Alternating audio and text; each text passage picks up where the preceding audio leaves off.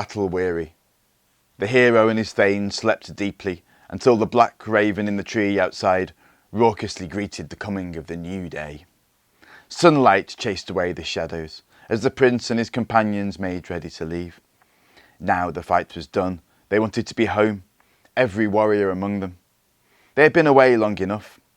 Before he left, Beowulf returned Hrunting to Unferth, the king's herald, and thanked him for the loan of it, without ever finding fault with the blade that had failed him.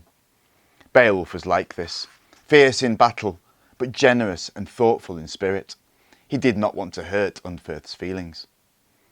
Now, dressed in their armour and prepared for the journey home, Beowulf and his warriors went to Hrothgar to say their last farewells. The Geatish hero spoke first. "You will understand, great Hrothgar, how we long to return to Hygelac, to see once again our home and hearth. You have looked after us royally. We shall not forget your kindness. Know also, Lord Hrothgar, that I shall always be ready to come to your aid again, if you should ever need me. If I hear you are threatened by your neighbours, or that any intend you harm, I shall come back with 1,000 warriors to help you. Hygelac, my young king, lord of the Geats would, I know, always want me to be at your side, shoulder to shoulder, and defending you against your enemies, along with a forest of sharpened Geatish spears, if ever you should need us." Saddened at this parting, Hrothgar, wise in his great age, spoke to Beowulf, knowing that it was unlikely he would ever set eyes on his dear friend again. Tears filled his eyes as he embraced the Geatish hero for the last time. He spoke to him as a father to his favourite son. "I have never known a man at the same time so young and so wise. In you strength and wisdom are perfectly matched. How the Lord in heaven has blessed you. If any ask me, I shall say this. Should, God forbid, the Geats lose their renowned king through sword or sickness, they could not want for a better prince than you to take his place and rule over the kingdom. In coming here to help us, you have brought our two peoples close together. By your courage, you have banished any lingering ancient rivalries between Dane and Geat. So long as I am king, our ships will cross the seas between us, filled not with spears, but only with gifts of friendship and love. We shall, from now on, stand always fast together, sea Geats and spear Danes, firm against our enemies." So Beowulf left, carrying with him 12 new treasures, those promised parting gifts from the king to the Geatish hero, that dear man, friend forever of the Danish king and his people.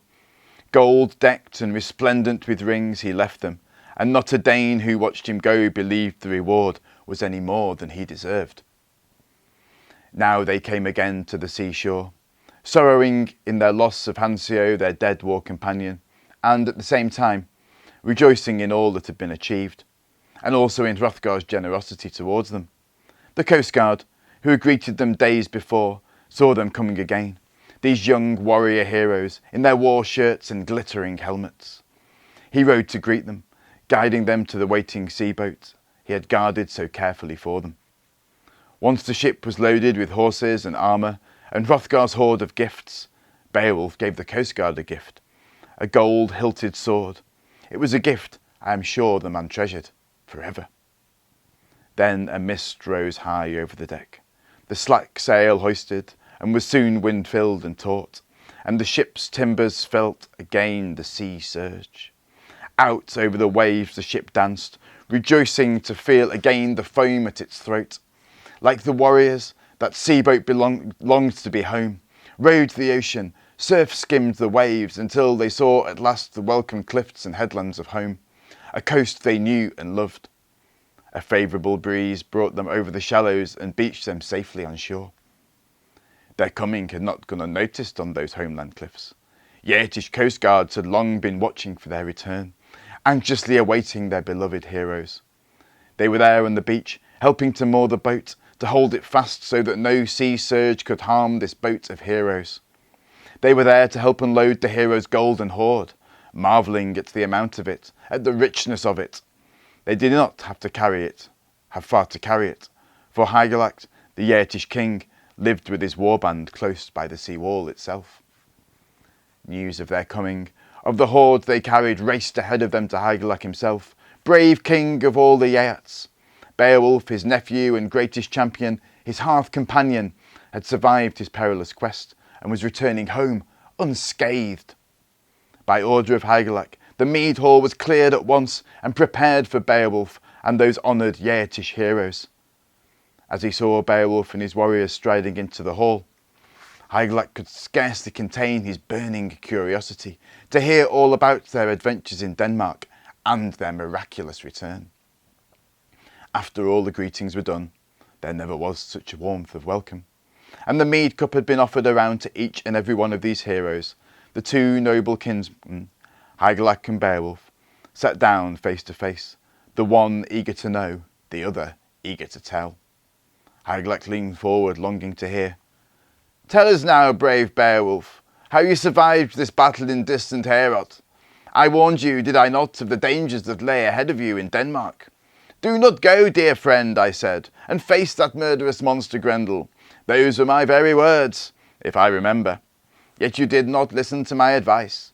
You were determined to help Hrothgar, a friend in need, and I confess now how much I admired you for it. Let me tell me now all that happened. Live it for us again, so that we may know all you have done whilst you were gone." So Beowulf told his story to the king, of how the Geats had been so royally welcomed to Heorot, that great mead hall, of Grendel's coming by night, how Hansio had been snatched up half asleep and ground to death in Grendel's jaws. "I grappled with this beast barehanded, my lord Hygelac," said Beowulf, "grasped his arm and would not let go. When he tore himself away, I still held his severed arm. Perhaps he thought he had escaped, but it was his death wound, his life's blood draining out of him deep in his watery lair. So that monster died, and I avenged all the hurt he had done to Hrothgar and the Danes. And generously, that king rewarded me, just as he had promised, with a treasure hoard of gold, rich and finely worked. And at Heorot, all of us, Danish thanes and Geatish warriors, rejoiced. But we rejoiced too soon.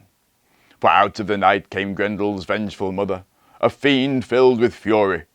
She struck down the first she saw, Aesir he was called, most beloved counsellor and dearest hearth companion to Hrothgar, the old king. So I went after her. Seeking her lair, I plunged into the whirlpool of sea serpents and found her there, this gruesome guardian of the deep. Hand to hand we fought. I was near to death, then as I have ever been, saved only by God and a giant sword. With this I hewed off both their hideous heads, made an end to that family of monsters, slew the last of Satan's children, and brought peace again to Hrothgar and the Danish people. For all this, the fair and generous king presented us with more treasures still, all of which, brave king, I have carried back for you, who are my only family." Then Beowulf had them bring in all the treasures he had received from Hrothgar, a boar's head standard, helmet and war shirt and sword, all of which had belonged to Hrothgar's own brother. No gift could have been more generous than all this garb of war, none more kindly meant. 4 high-stepping horses were then led in. Burnished bay they were, and matching as apples. All these and more Beowulf gave that day to his lord. Surely there was never a more generous heart than his. To Hygelac's queen he presented the marvellous ancient collar he had been given by Hrothgar, 3 prancing horses also, and fine saddles too. Wearing this jewel, the queen shone in beauty as never before. All these great gifts, and to honour this great champion, Hygelac laid in Beowulf's lap the finest sword in the royal treasure. Richly wrought in gold it was, magnificent in every detail. But that was not all. The king bestowed on him there and then a huge estate and fine hall too, fit for such a hero who had brought through his brave deeds such honour and such riches to the land of the Geats. All seemed then peaceful and set fair for Hygelac and the Geats. But the fate of kings and their people, even of great heroes, is forever fickle and fraught with danger.